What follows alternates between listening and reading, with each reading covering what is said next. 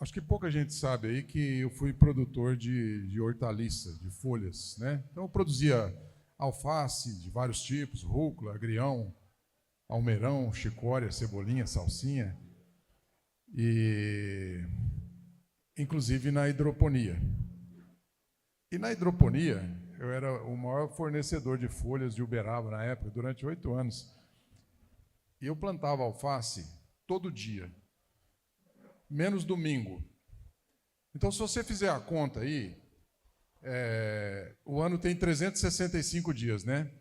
Se você tirar os domingos, aí dá uns 300 e poucos dias, vamos colocar que dê 300 dias. Então, eu plantava alface 300 vezes por ano. Eu fiz isso 8 anos.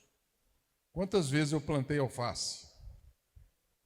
300 vezes 8?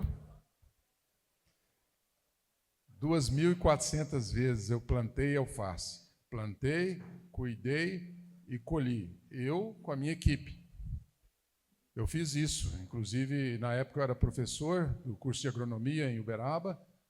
E eu criei meus filhos na base da aula e produzindo alface. A pergunta que eu queria fazer para vocês é, depois de ter plantado alface 3.000 vezes, vocês acham que eu estava cometendo os mesmos erros da primeira vez ou não? Claro que não, né? As minhas alfaces já estavam perfeitas, eu não tinha mais problemas? Também não. Eu estava cometendo erros menores do que da primeira vez. Então, cada vez que eu plantava, eu fazia minhas próprias mudas, né? Desde a sementinha, fazia a muda, transplantava a muda até a produção da alface final. Cada vez eu ia falar, pô, o que a gente fez de errado no plantio de ontem? O que a gente pode melhorar? Ah, essa semente eu não compro mais.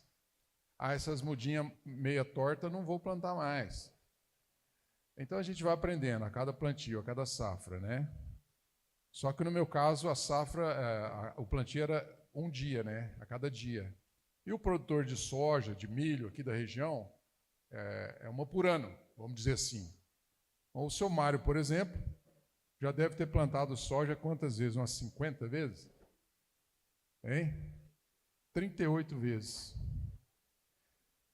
E todos os anos ele está aqui andando nas lavouras, ele está observando, ele está cavando o solo, ele está olhando tudo, e ele está aprendendo, aprendendo, aprendendo, aprendendo. Não é assim que funciona com todos nós?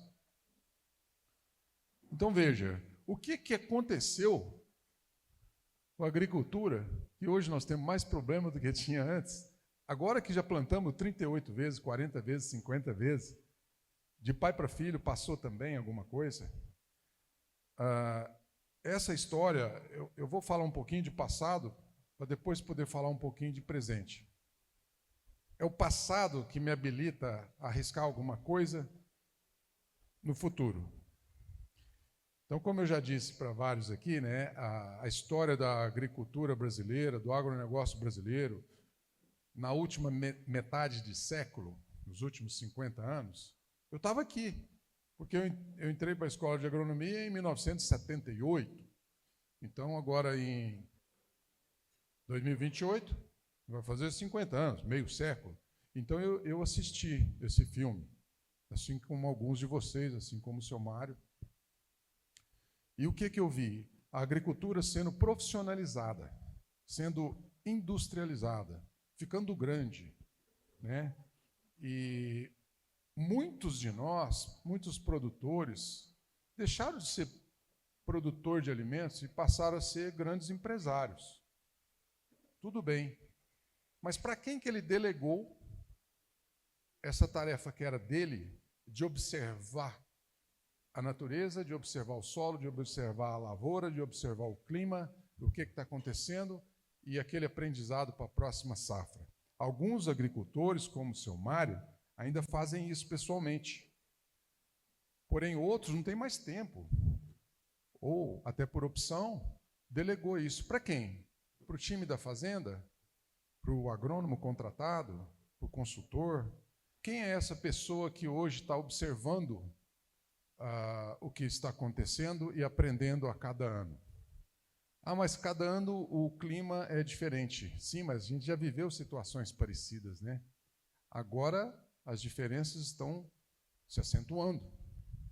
A incerteza está aumentando. O grau de investimento aumentou. Então, a gente saiu de uma agricultura, vamos dizer, mais observativa, mais intuitiva, e entramos, sem querer, numa agricultura meio que receita de bolo.